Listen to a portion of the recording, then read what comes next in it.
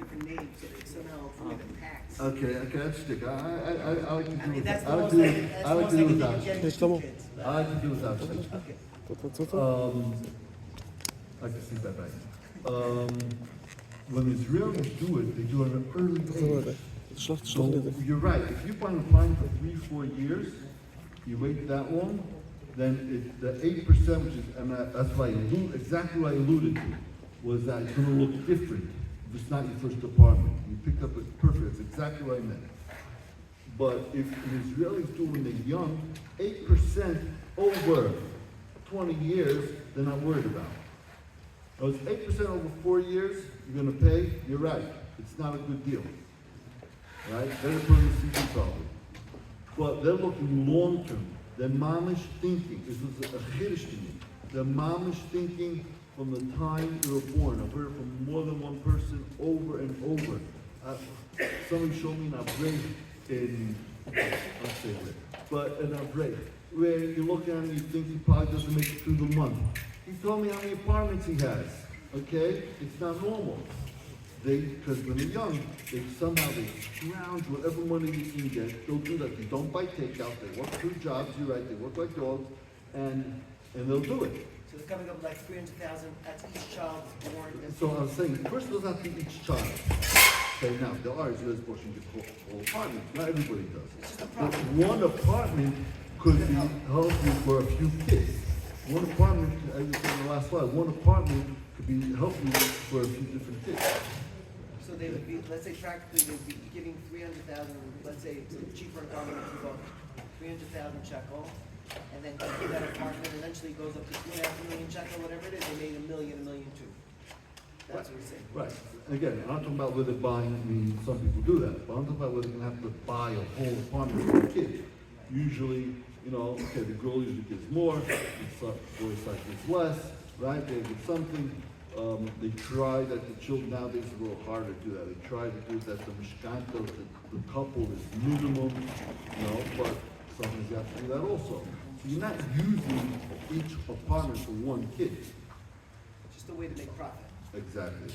And the saving up of the money to get to that 400,000 shekels, what are you saying? Obviously, the first and second kid are born, they may not have that 400,000. Where are they coming up with 400,000 shekels? You have to come out, no, it's because I had to speak with them about it, had to invest one lunchtime, make an appointment with one of the people there, and meet with them, and it's worthwhile to do it. You know, I've seen people come into the office there, you know, they let me use the office space for my organization, so it's great, you know, so I see what goes on there a little bit, and they're always telling people have the same questions that you're having, and they're helping them find the right answers. Does everybody walk out with an answer? I assume not. But at least they went through the process of being divided. You have to plan. As we heard, you have to make a plan. And you got to make the status to do it. That much you have to do. Anybody else?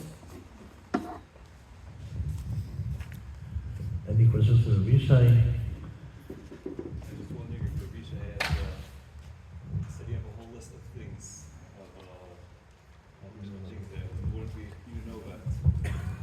I was talking about just going through the different stages. I actually printed out before I left. This is a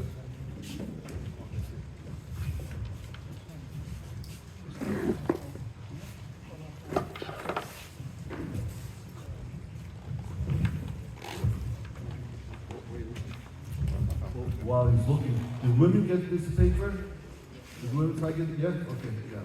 Fine. Everybody else wants? I have it up here.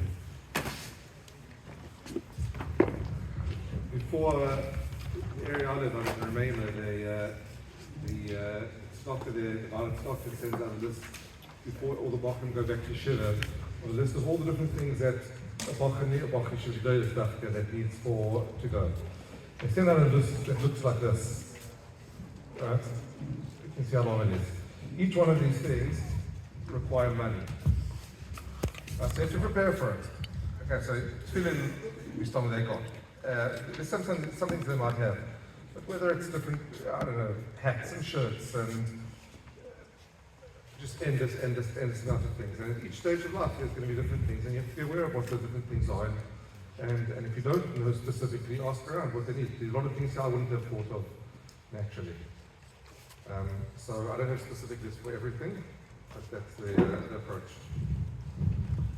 I'm just gonna add to that, this wasn't my department tonight, but I do work with schools that have large Anglo populations. As one principal told me, she said, listen, please tell the Anglos when they make their budget, they have to count tutoring, they have to count mentoring, they have to count, there's things that they realize also, you tell me my kid needs a tutor. If your kid, you just came off the boat, there's a good chance your kid might need a tutor. Put it into the thing. Your kid needs to go to Chugim. You can't not send your kid to Chugim, right? It's important for many reasons, right? So I have a principal tell me exactly this point that Yishai spoke about, is that they have to build this into the budget. It's not an extra. It's not an extra, it could be a necessity. I want to just be Markish. I asked around the Bachrim. This week we sat with Bachrim. I asked around, and there was a few American Israeli boys that they said, one said, like, I just have a credit card, I spend what, and that's also unhealthy. Like, his parents, I know, what? No, American home. So he just, I'm just, whatever I want. So I was like, it's also, we have to put a stop to this. On the other hand, there was a different boy that I know his parents have, an Israeli boy that they have very hard, but still, he said every week I get at least between 50 to 70 shekels just to spend. Besides that, I have a credit card number that if I need to spend something extra from a yeshiva, he comes home every night. But still, but it's so important. So I said, then comes the cigarette issue. So I asked him once, and your parents, that's a different chinuch subject. Do your parents are there for, they do like the fact that you're smoking? For sure not. But they still understand that he is smoking. And they rather him buying, let's say, smoking 2 or 3 cigarettes a day, and them paying for it, than him, other stories that we hear, boys stealing money, stealing products, doing crazy stories that you hear, and you think such a child, such a family, I would never believe it would happen. Yes, because they have this need. And for a boy, unfortunately today, a cigarette is, again, it's a whole sugi itself. But again, this other story with the bacha that's sitting in yeshiva and is the whole time bothered that for kids, but also girls, chitzonius and their clothes and all the standards are very, it's pikuach nefesh for them. And it's important that we're aware. Obviously, if we have the open relationship with our kids and we can understand, show them we understand the world, show them we understand where they're coming from, and we're learning it, but on the other hand, we're together, we're building a healthy program, so that's the best. Healthy communication, what's your needs, and we're there for you.